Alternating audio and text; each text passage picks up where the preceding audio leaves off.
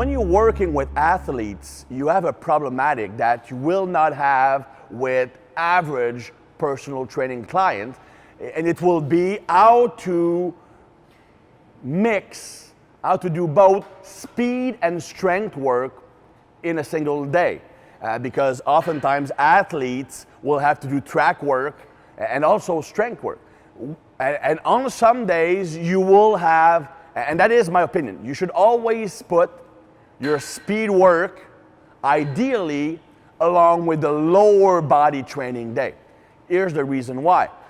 Because let's say, for example, that you are training athletes and you're using, in my opinion, the best training split for athletes, which is upper body, lower body. So you're training upper body one day, lower body one day, 4 or 6 days a week. Now for athletes, we don't need to hypertrophy every single muscle structure. That upper lower body split is the optimal for athletic improvement.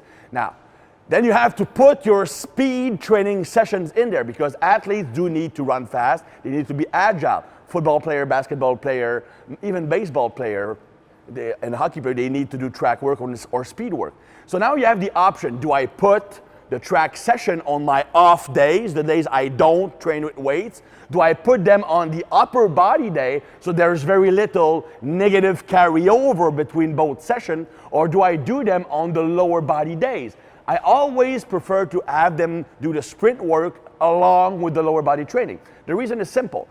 If you are, let's say, doing 4 workouts a week with 2 lower body sessions, if I'm putting those sprint workouts either with the upper body or with on the off days, you will be hitting lower body, the legs, 4 days a week. Let's say you have 2 sprint sessions a day, you have 2 lower body sessions and 2 upper body sessions. If I'm doing the sprinting on the off days or the upper body, I'm essentially doing my legs 4 days a week. And that might actually lead to improper recovery and might decrease performance.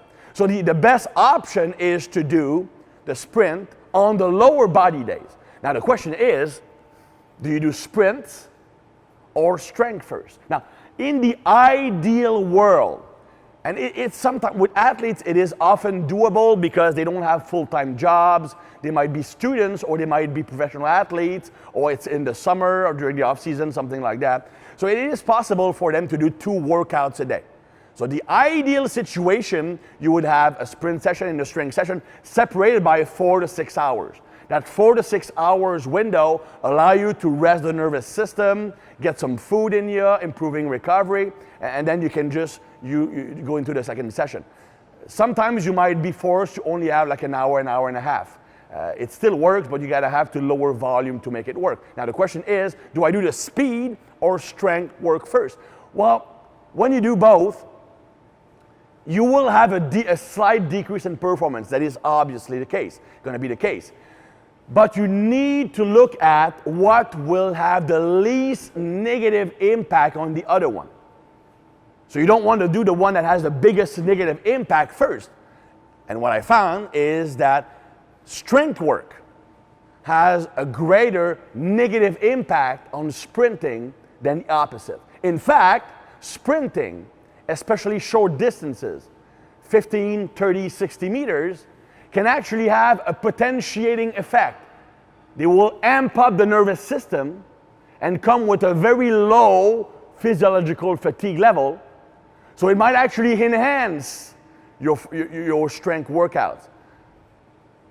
Now, if you do the opposite, if I'm doing the strength work first, let's say I'm doing heavy squats, Romanian deadlifts, walking lunges, and prowler pushing, there's no way I can have a high performance with sprinting.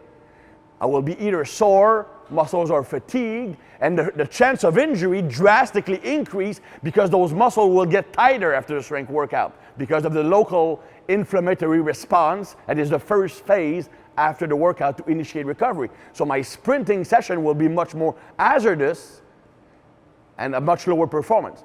So doing speed work before the lifting allows me to actually maybe improve my lifting performance as long as the distances are fairly short. 15, 30, 60 meters, and the volume, of course, is reasonable. So I will always put well, always is a big word, but most of the time I recommend doing the speed work before the strength work when working with athletes. Of course, the overall volume has to be taken into consideration. When you do both a lower body session and a sprint session the same day, you have to go with a lower volume of lifting work. Otherwise, it might exceed your capacity to recover for that day. So that's the best option when you're working with an athlete who needs to do speed work and strength work.